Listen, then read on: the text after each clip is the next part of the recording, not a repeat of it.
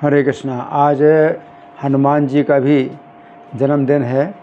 हाँ, जो 5 त्यौहार हमारे वैष्णव कैलेंडर में लिखे हैं, उसके साथ में जो नहीं लिखा है वो त्यौहार है हनुमत जयंती, हनुमान जी का जन्मदिन। तो महाभारत के अंतर्गत जो वन पर्व है उसमें हम सुनेंगे हनुमान जी के संबंध में एक बड़ी रोचक कथा। जिस समय अर्जुन गए हुए हैं स्वर्ग की यात्रा में और भीमसेन बाकी सब भाइयों की रक्षा में, द्रौपदी की रक्षा में नियुक्त हैं, तो उस समय अचानक ईशान कोण की दिशा से वायु चली और सूर्य के समान एक दिव्य 1000 दल का कमल जो है वायु से वहाँ पर आ गया। वो कमल बड़ा मनोरम था। द्रौपदी ने देखा कि वायु के द्वारा लाकर पृथ्वी पर डाले हुए उस पवित्र सौगंधिक कमल के पास पहुंचकर अत्यंत प्रसन्न होकर के भीमसेन से द्रौपदी बोली कि हे भीम, देखो दिव्य पुष्प कितना अच्छा है, कितना सुंदर है। मैं इसे धर्मराज को भेंट करूंगी, तो मेरी इच्छा की पूर्ति के लिए इसे ले चलो। मेरे ऊपर अगर तुम्हारा विशेष प्रेम है तो मेरे लिए ऐसे बहुत से फूल ले आओ, मैं इन्हें अपने आश्रम पर ले चलना चाहती हूँ। तो इस प्रकार से जब द्रौपदी ने भीमसेन से ऐसा कहा तो भीमसेन जो है अपनी प्यारी पत्नी के मनोभाव को जब समझ करके वहाँ से चल पड़े और उस जिस दिशा से वायु ने कमल का फूल जो है उड़ा करके जो है डाला था पृथ्वी पर, उसी दिशा की ओर अपना चल पड़े। तो भीमसेन चल रहे हैं तो इसमें काफ़ी वर्णन आता है कि उनके अंदर कितना शौर्य है और निर्भीकता है। बहुत ही इनके जो है विशेष भीमसेन का पराक्रम। तो अपने बड़े पराक्रम के साथ में भीमसेन जो है आगे बढ़ते जा रहे हैं, है ना। तो फिर उस समय क्या हुआ कि भीमसेन के हित के लिए स्वर्ग की ओर जाने वाला मार्ग हनुमान जी ने रोक दिया। हनुमान जी उस समय कदली वन में रहते थे और समझ गए कि मेरे भाई भीमसेन इधर आ रहे हैं। तो भीमसेन के हित के लिए स्वर्ग की ओर जाने वाला मार्ग हनुमान जी ने रोक दिया। हनुमान जी ने ये सोचकर कि भीमसेन इसी मार्ग से स्वर्ग लोक की ओर कहीं ना चले जाएं, एक मनुष्य के आने जाने योग्य उस संकरे मार्ग पर बैठ गए। वो मार्ग केले के वृक्षों से घिरा होने के कारण बड़ी शोभा पा रहा था। उन्होंने अपने भाई भीमसेन की रक्षा के लिए ये रास्ता रोका था और कदली वन में आए हुए भीमसेन को इस मार्ग पर आने के कारण किसी से शाप या तिरस्कार ना प्राप्त हो जाए, ये विचार कर हनुमान जी उस वन के भीतर स्वर्ग का रास्ता रोककर सो गए।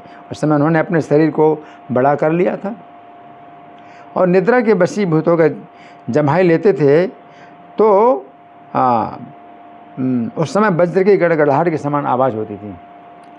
जम्हाई ले रहे हैं निद्रा के वशीभूत होकर के। वो पर्वत उनकी पूंछ की फटकार के उस महान शब्द को दोहराता था, यानी गूंजती थी आवाज़, है ना। तो पूंछ के फटकारने की आवाज़ से महान पर्वत हिल उठा और शिखर झूमते से जान पड़े। तो उस समय भीमसेन के रोंगटे खड़े हो गए और कारण को ढूंढने के लिए केले के बगीचे में घूमने लगे कि क्या कारण है। उस समय विशाल भुजाओं वाले भीमसेन ने कदली वन के भीतर ही एक मोटे शिलाखंड पर लेटे हुए वानर राज हनुमान जी को देखा और हनुमान जी को देखना बड़ा कठिन था, जैसे बिजली की चकाचौंध हो। हनुमान जी जो है ऐसे थे। तो भीमसेन जो है मतलब जब देखते हैं आंखें चकाचौंध हो गई और उनका गर्जन तर्जन वज्रपात के समान गड़गड़ाहट हो रही थी। कंधे चौड़े थे, पुष्ट थे, बाहें के मूल भाग को तकिया बनाकर उसी पर अपनी मोटी और छोटी गर्दन को रखा हुआ था उन्होंने, और लंबी पूंछ का आगे का भाग कुछ मड़ा हुआ था। रोएं बहुत घने थे, पूंछ ऊपर की ओर फहराती ध्वजा के समान सुशोभित हो रही है ना। ओठ छोटे थे, जीभ और मुंह का रंग तांबे के समान था। कान भी लाल रंग के थे, भौहें चंचल हो रही थीं और खुले हुए मुख में चमकते दांत अपने सफ़ेद तीखे अग्रभाग द्वारा अत्यंत शोभा पा रहे थे।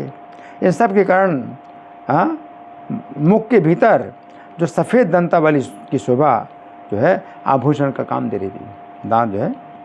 और सोने जैसे कदली वृक्षों के बीच में विराजमान महातेजस्वी हनुमान जी ऐसे जान पड़ते थे मानो केसरों की क्यारी में अशोक पुष्पों का गुच्छा रख दिया हो, है ना। अब ये अपने शरीर से और अपनी पीली आँखों से इधर उधर देख रहे थे। उस समय हम भीमसेन उस महान वन में हनुमान जी को अकेले ही स्वर्ग का मार्ग रोककर हिमालय के समान स्थित देख करके निर्भय होकर वेग पूर्वक उनके पास गए और वज्र गर्जना के समान भयंकर सिंहनाद करने लगे। भीमसेन के सिंहनाद से वहाँ के पशु पक्षी थर्रा उठे। तब धैर्यशाली हनुमान जी ने आंखें कुछ खोल करके अवहेलना पूर्वक उनकी तरफ देखा, ऐसे देखा और निकट पाकर मुस्कुराते हुए इस प्रकार कहा, भाई मैं तो रोगी हूँ, यहाँ सुख से सो रहा था, तुमने क्यों मुझे जगा दिया? तुम समझदार हो, सब प्राणियों पर दया करनी चाहिए। हम लोग तो पशु हैं, धर्म की बात नहीं जानते, मनुष्य तो बुद्धिमान होते हैं, अतः सब जीवों पर दया करते हैं। किंतु पता नहीं तुम्हारे जैसे बुद्धिमान लोग धर्म का नाश क्यों करते हैं और क्रूर कर्म में क्यों लगे हैं। तुम्हें धर्म का बिल्कुल ज्ञान नहीं है, मालूम होता है तुमने विद्वानों की सेवा नहीं की है। मंद बुद्धि होने के कारण अज्ञान बस तुम यहाँ के पशुओं को कष्ट पहुँचाते हो। बोलो तो तुम कौन हो? इस वन में तुम क्यों और किस लिए आए हो? यहाँ ना तो कोई मनुष्य होता है, किसी मनुष्य का प्रवेश भी नहीं है। तुम ठीक ठीक बतलाओ, तुम्हें आज इधर कहाँ तक जाना है?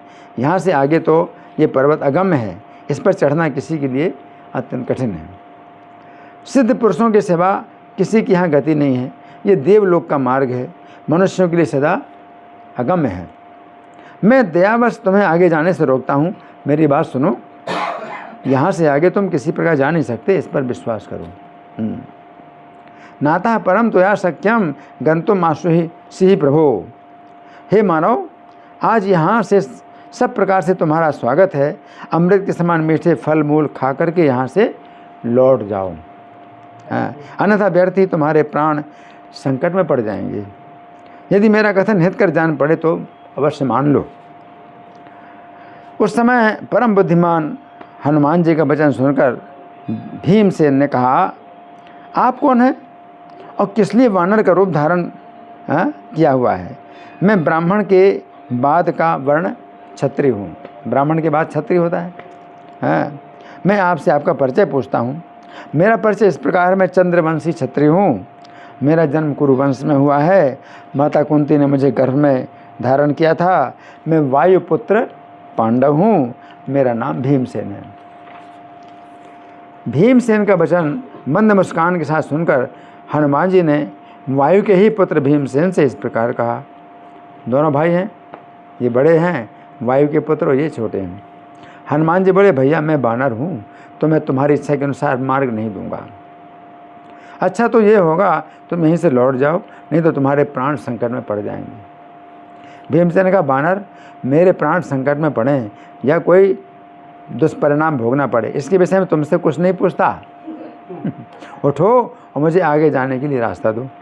ऐसा होने पर तुमको मेरे हाथों से किसी प्रकार का कष्ट नहीं होना होगा। हनुमान जी बोले, भाई मैं रोग से कष्ट पा रहा हूँ, मुझ में उठने की शक्ति नहीं है। यदि तुम्हें जाना अवश्य है तो मुझे लांग कर चले जाओ। तो भीमसेन ने कहा कि परमात्मा सब प्राणियों के शरीर में व्याप्त हैं। इस ज्ञान से जो है मैं उनका अपमान और उल्लंघन नहीं करूँगा, परमात्मा का अपमान हो जाएगा। यदि शास्त्रों के द्वारा मुझे उन भगवान के स्वरूप का ज्ञान ना होता तो तुमको क्या इस पर्वत को भी लांग जाता, जैसे हनुमान जी ने समुद्र को लांघा था। हनुमान जी बोले, मैं तुमसे एक बात पूछता हूँ, वो हनुमान कौन था? वो हनुमान कौन था जो समुद्र को लांघ गया था? उसके विषय में यदि तुम कुछ कह सको तो कहो। भीमसेन का, वानर प्रवर हनुमान जी मेरे बड़े भाई हैं। समझे। और अपने सद्गुणों के कारण सबके लिए प्रशंसनीय है। बुद्धि में, बल में, धैर्य में, उत्साह में, हाँ, उनके समान कोई नहीं है। रामायण में उनकी बहुत ख्याति है, समझे। वे हनुमान रामचंद्र जी की पत्नी सीता जी की खोज के लिए 100 योजन के समुद्र को एक ही छलांग में लांग गए, समझ गए। महापराक्रमी वानर वीर मेरे बड़े भाई लगते हैं और मैं भी उन्हीं के समान तेजस्वी हूँ, बलवान हूँ, पराक्रमी हूँ। जानते नहीं मुझको, और युद्ध में तुम्हें परास्त कर सकता हूँ। उठो और मुझे रास्ता दो, आज मेरा पराक्रम अपनी आंखों देख लो। यदि मेरी आज्ञा नहीं मानोगे तो तुम्हें यमलोक भेज दूंगा मैं। तो भीमसेन के बल से उन्मत्त, अपनी भुजाओं के पराक्रम से घमंड भरा हुआ जान करके हनुमान जी ने मन ही मन उनका उपहास करते इस प्रकार कहा, हाँ, मुझ पर कृपा करो, बुढ़ापे के कारण उठने की शक्ति नहीं रह गई है। मेरे ऊपर दया करके इस पूंछ को हटा दो और निकल जाओ, दया करो। तो हनुमान जी के ऐसा कहने पर अपने बाहुबल का घमंड रखने वाले भीम ने मन ही मन उन्हें बल पराक्रम से हीन समझा कि इसके अंदर कुछ भी बल नहीं, पराक्रम नहीं है, हैं? उठ नहीं पा रहा है, मेरी पूंछ भी, हाँ, अपनी पूंछ हटा नहीं सकता। और भीतर भीतर संकल्प लिया, आज मैं इस बल पराक्रम से शून्य बानर को वेग पूर्वक इसकी पूंछ पकड़कर यमलोक में भेज देता हूँ। अभी ऐसा सोचकर बड़ी लापरवाही से मुस्कुराते हुए अपने बाएं हाथ से पूंछ पकड़ी, किंतु हिला डुला ना सके। तब भीमसेन ने ऊंची पूंछ को दोनों हाथों से उठाने का पुनः प्रयत्न किया। दोनों हाथ लगा देने पर भी उठा ना सके। तब उनकी भौहें तन गई और आंखें फटी सी रह गईं। मुखमंडल में भ्रुकुटी स्पष्ट दिखाई देने लगी। उनके सारे अंग पसीने से तर हो गए। फिर भीमसेन हनुमान जी को फिर भी, हाँ, किंचित उनकी पूंछ को हिला ना सके। अब भीमसेन उस पूंछ को उठाने में सर्वथा समर्थ थे, यद्यपि उसके लिए उन्होंने बहुत प्रयत्न भी किया पर सफल नहीं हो सके। इससे उनका मुंह लज्जा से झुक गया और हनुमान जी के पास जाकर उनके चरणों में प्रणाम किया। हाथ जोड़े खड़े होकर बोले, कपि प्रवर, मैंने जो कठोर बातें कही हों उन्हें क्षमा कीजिए और मुझ पर प्रसन्न होइए। आप कोई सिद्ध हैं या देवता हैं, गंधर्व हैं? मैं परिचय जानने की इच्छा से पूछ रहा हूँ, बतलाइए इस प्रकार बानर का रूप धारण करने वाले आप कौन हैं? यदि कोई गुप्त बात ना हो तो मेरे सुनने योग्य हो तो मैं आपकी शरण में आया हूँ, शिष्य भाव से पूछता हूँ, अवश्य बताने की कृपा करें। हनुमान जी बोले, तुम्हारे मन में मेरा परिचय प्राप्त करने के लिए जो कौतूहल हो रहा है उसकी शांति के लिए सब बातें विस्तार पूर्वक सुनो। भीम, मैं बानर श्रेष्ठ केसरी के क्षेत्र में जगत के प्राण स्वरूप वायुदेव से उत्पन्न हुआ हूँ। मेरा नाम हनुमान वानर है। पूर्व काल में सभी वानर राज जो महान पराक्रमी थे, सुग्रीव और बाली की सेवा में उपस्थित रहते थे। उन दिनों सुग्रीव के साथ मेरी वैसी ही प्रेमपूर्ण मित्रता थी जैसी वायु की अग्नि के साथ मानी गई है। किसी कारण से बाली ने अपने भाई सुग्रीव को घर से निकाल दिया। तब बहुत दिनों तक वे मेरे साथ ऋषिमुख पर्वत पर रहे। उस समय वीर श्री राम, जो साक्षात भगवान विष्णु थे, मनुष्य रूप धारण करके इस भूतल पर विचर रहे थे। अपने पिता की आज्ञा का पालन करने के लिए पत्नी सीता और छोटे भाई लक्ष्मण के साथ दंडकारण्य में चले आए और सदा धनुष बाण धारण किए रहते थे। दंडकारण्य में आकर वे जन स्थान में रहते थे।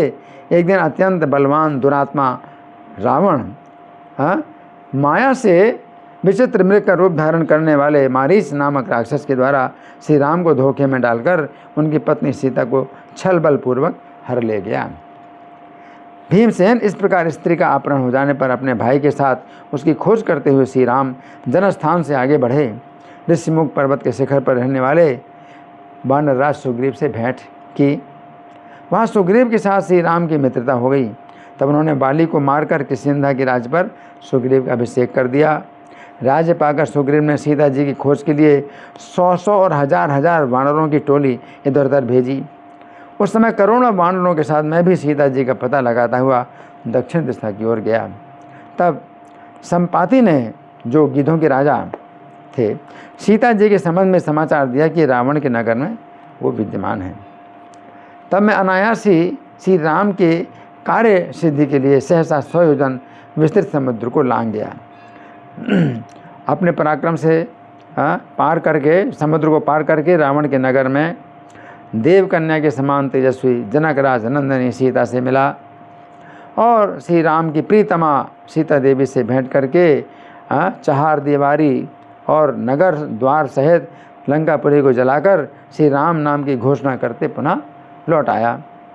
मेरी बात मानकर श्री राम ने बुद्धिपूर्वक विचार करके सैनिकों की सलाह से महासागर पर पुल बंधवाया और करोड़ों बानरों से घिरे हुए वे महासमुद्र को पार करके लंका पर जा चढ़े। तब वीर श्री राम ने उन समस्त राक्षसों को मारकर राक्षस राज रावण को भी भाई पुत्र बंधु बांधवों सहित मार डाला। तब श्री राम ने राक्षसराज विभीषण को लंका के राज्य पर अभिषिक्त किया और अपनी पत्नी का वहाँ से उद्धार करके श्री राम बड़ी उतावली से अपनी अयोध्यापुरी में आए और शत्रुओं को बस में करने वाले श्री राम अवध के राज सिंहासन पर विराजमान हुए। और मैंने कमल नयन श्री राम से यह वर मांगा कि जब तक आपकी ये कथा संसार में प्रचलित रहे तब तक मैं अवश्य जीवित रहूं। भगवान ने तथास्तु कहकर मेरी प्रार्थना स्वीकार कर ली। सीता जी की कृपा से यहाँ रहते हुए मुझे इच्छानुसार सदा दिव्य भोग प्राप्त हो जाते हैं। श्री राम ने 11,000 वर्षों तक इस पृथ्वी पर राज्य किया, फिर भी अपने परम धाम को चले गए। इस स्थान पर गंधर्व अप्सराएं श्री राम के चरित्रों को गाकर मुझे आनंदित करते रहते हैं। ये मार्ग मनुष्यों के लिए अगम्य है, अतः इस देव सेवित पथ को मैंने इसीलिए तुम्हारे लिए रोक दिया था कि इस मार्ग से जाने पर कोई तुम्हारा तिरस्कार ना कर दे या शाप ना दे दे, क्योंकि ये दिव्य देव मार्ग है, इस पर मनुष्य नहीं जाते हैं। तुम जहाँ जाने के लिए आए हो वो सरोवर तो यहीं है, जो सौगंधिक कमल जहाँ चाहिए यहीं है, तुम आगे मत जाओ। तो हनुमान जी ऐसा कहने पर भीमसेन के मन में बड़ा हर्ष हुआ। बड़े प्रेम से अपने भाई को प्रणाम करके मधुर वाणी में कहा, हाँ, आज मेरे समान भाग्यशाली को दूसरा कोई नहीं है। आज मुझे अपने बड़े भाई का दर्शन हुआ है। आपने मुझ पर बड़ी कृपा की है, आपके दर्शन से मुझे बड़ा सुख मिला है। अब मैं पुनः आपके द्वारा अपना एक और प्रिय कार्य पूर्ण करना चाहता हूँ। समुद्र को लांघते समय आपने जो अनुपम रूप धारण किया था उसका दर्शन करने की मुझे बड़ी इच्छा हो रही है। उसे देखने से मुझे संतोष होगा, आपकी बात पर श्रद्धा भी हो जाएगी। भीमसेन के ऐसा कहने पर हनुमान जी ने हंसकर कहा, भैया तुम उस स्वरूप को नहीं देख सकते, कोई दूसरा मनुष्य भी नहीं देख सकता। उस समय की अवस्था कुछ और ही थी, अब वो नहीं है। सत्यों का समय दूसरा था, त्रेता और द्वापर का दूसरा है। ये समय जो है काल सभी वस्तुओं को नष्ट करने वाला है। अब मेरा वो रूप है ही नहीं।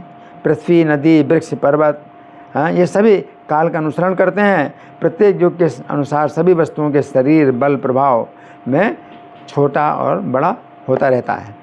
तुम उस स्वरूप को देखने का आग्रह ना करो। मैं भी युग के अनुसार रहता हूँ, काल का उल्लंघन करना किसी के लिए बहुत कठिन है। भीमसेन ने कहा, कपि प्रवर, आप मुझे युगों की संख्या बताइए। प्रत्येक युग में आचार, धर्म, अर्थ, काम के तत्व जो भाव होते हैं उनका वर्णन कीजिए। तो हनुमान जी फिर जो है काफ़ी वर्णन करते हैं विस्तार से, सतयुग का, फिर त्रेता युग का, इस तरह से हनुमान जी जो है वर्णन करते हैं। और फिर भीमसेन कहते हैं कि कपि प्रवर में आपका वो पूर्व रूप देखे बिना किसी प्रकार से नहीं जाऊंगा। अब ये समझ लो मैं जाने वाला नहीं हूँ। यदि मैं आपकी कृपा का पात्र हूँ तो आप स्वयं अपने आप को मेरे सामने प्रकट कर दीजिए। तो भीमसेन ऐसा कहने पर हनुमान जी ने मुस्कुराकर उन्हें अपना वो रूप दिखाया जो उन्होंने समुद्र लंघन के समय धारण किया था। उन्होंने अपने भाई का प्रिय करने की इच्छा से अत्यंत विशाल शरीर धारण किया। उनका शरीर लंबाई, चौड़ाई, ऊंचाई में बहुत बड़ा हो गया। अमित तेजस्वी वृक्षों सहित पूरे कदली वन को आच्छादित करते हुए गंधमादन पर्वत की ऊंचाई को भी लांघकर खड़े हो गए। उनका वो उन्नत विशाल शरीर दूसरे पर्वत के समान प्रतीत होता था। लाल आँखें और तीखी दाढ़ें और टेढ़ी भौहों से युक्त उनका मुख था। अपने विशाल पूंछ को हिलाते हुए संपूर्ण दिशाओं को घेर कर खड़े थे। भाई के इस विराट रूप को देखकर भीम को बड़ा आश्चर्य हुआ। उनके शरीर में बार बार हर्ष से रोमांच होने लगा। हनुमान जी सूर्य के समान दिखाई देते थे। शरीर सोने के सुमेरु पर्वत के जैसा और प्रभा से पूरे आकाश मंडल को प्रज्वलित कर रहे थे। उनकी ओर देखकर भीमसेन ने दोनों आंखें बंद कर लीं। तब हनुमान जी उनसे मुस्कुराते हुए बोले, तुम यहाँ मेरे इतने बड़े रूप को ही देख सकते हो, परंतु इससे भी बड़ा मैं हो सकता हूँ। मेरे मन में जितने बड़े स्वरूप की भावना होती है उतना ही मैं बढ़ सकता हूँ। भयानक शत्रुओं के समीप मेरी मूर्ति अत्यंत तेजी से बढ़ती है। तब हनुमान जी का वो विंध्य पर्वत के समान अत्यंत भयंकर शरीर देखकर भीमसेन घबरा गए, शरीर में रोंगटे खड़े हो गए और भीमसेन हाथ जोड़कर अपने सामने खड़े हनुमान जी से कहा, प्रभु आपके शरीर का विशाल प्रमाण प्रत्यक्ष देख लिया। महापराक्रमी वीर, आप स्वयं ही अपने शरीर को आप समेट लीजिए। आप तो सूर्य के समान उदित हो रहे हैं, मैं आपकी ओर देख नहीं सकता। आज मेरे मन में इस बात को लेकर बड़ा आश्चर्य हो रहा है, आपके निकट रहते हुए भी भगवान श्री राम ने स्वयं ही रावण का सामना किया। आप तो अकेले ही अपने बाहुबल का आश्रय लेकर योद्धाओं और सेनाओं के सहित पूरी लंका को अनायास नष्ट कर सकते थे। आपके लिए कुछ भी असंभव नहीं है। अपने सैनिकों सहित रावण अकेले आपका ही सामना नहीं कर सकता था। तो भीम के ऐसा कहने पर हनुमान जी स्नेहयुक्त गंभीर वाणी में इस प्रकार बोले, भारत महाबाहु भीमसेन, तुम जैसा कहते हो ठीक ही है। अधम राक्षस वास्तव में मेरा सामना नहीं कर सकता था, किंतु संपूर्ण लोगों को कांटे के समान कष्ट देने वाला रावण यदि मेरे ही हाथों मारा जाता तो भगवान श्री राम की कीर्ति नष्ट हो जाती। इसलिए मैंने उसकी उपेक्षा कर दी। रामचंद्र जी सेना सहित उस अधम राक्षस का वध करके सीता जी को अपनी अयोध्यापुरी में ले आए। इससे मनुष्य में उनकी कीर्ति का भी विस्तार हुआ। अच्छा, अब तुम अपने भाई के प्रिय और हित में तत्पर रहकर वायु देवता से सुरक्षित हो क्लेश रहित मार्ग से कुशल पूर्वक जाओ। ये मार्ग सौगंधिक वन को जाता है। इससे जाने पर तुम्हें कुबेर का बगीचा दिखाई देगा, जहाँ यक्ष और राक्षस सुरक्षा करते हैं। तुम जाकर जल्दी से स्वयं ही उसके फूल ना तोड़ने लगना। मनुष्यों को तो विशेष रूप से देवताओं का सम्मान करना चाहिए, है ना। तुम दुस्साहस ना करना, अपने धर्म का पालन करना। तुम श्रेष्ठ धर्म को समझो और उसका पालन करो, है ना। इस तरह से हनुमान जी काफ़ी बातें बताते हैं, है ना। और फिर आगे बताते हैं ब्राह्मण का कैसा कर्म होता है, राजा का कैसा कर्म है, तो वो काफ़ी बातें बताते हैं। और फिर हनुमान जी जो है कहते हैं कि बुद्धि से सोच विचार कर अपने शरण में आए हुए श्रेष्ठ कर्म करने वाले पुरुषों पर कृपा करना चाहिए। मर्यादा भंग करने वाले दुष्ट पुरुषों को दंड देना चाहिए। हैं, ये तो मैंने तुम्हें कठोर राज्य धर्म का उपदेश दिया है। इसके मर्म को समझना बहुत कठिन है। तुम अपने धर्म के अनुसार विनीत भाव से इसका पालन करो, है ना। तो फिर अपनी इच्छा से बढ़ाए हुए उस विशाल शरीर को हनुमान जी ने छोटा कर लिया और अपनी दोनों भुजाओं द्वारा भीमसेन को हृदय से लगा लिया। भाई का आलिंगन प्राप्त होने पर भीमसेन की सारी थकावट तत्काल नष्ट हो गई और सब कुछ उन्हें अनुकूल प्रतीत होने लगा। अत्यंत बलशाली भीमसेन को अनुभव हुआ कि मेरा बल बहुत बढ़ गया है, अब मेरे समान दूसरा कोई महान नहीं है। फिर हनुमान जी ने अपने नेत्रों में आंसू भरकर भीमसेन को संबोधित करके कहा, वीर, अब तुम अपने निवास स्थान पर जाओ। बातचीत के प्रसंग में कभी मेरा भी स्मरण करते रहना। मैं इस स्थान पर रहता हूँ, यह बात कभी किसी से ना कहना। अब कुबेर के भवन से भेजी हुई देवांगनाओं और गंधर्व सुंदरियों के यहाँ आने का समय हो गया है। देवांगनाओं गंधर्व सुंदरियों का तुम्हें देखकर मेरी भी आंखें सफल हो गईं। तुम्हारे साथ मिलकर तुम्हारे मानव शरीर का स्पर्श करके मुझे उन श्री राम का स्मरण हो आया है, जो श्री राम नाम से प्रसिद्ध साक्षात विष्णु हैं। जगत के हृदय को आनंद प्रदान करने वाले, सीता के मुखार विंद को विकसित करने के लिए सूर्य के समान तेजस्वी और रावण को नष्ट करने के लिए साक्षात जो श्री रामचंद्र जी हैं। तो तुमने जो मेरा दर्शन किया वो व्यर्थ नहीं जाना चाहिए। तुम मुझे अपना बड़ा भाई समझकर कोई वर मांगो। यदि तुम्हारी इच्छा हो तो मैं हस्तिनापुर में जाकर तुच्छ धृतराष्ट्र पुत्रों को मार डालूं, तो मैं ये भी कर सकता हूँ।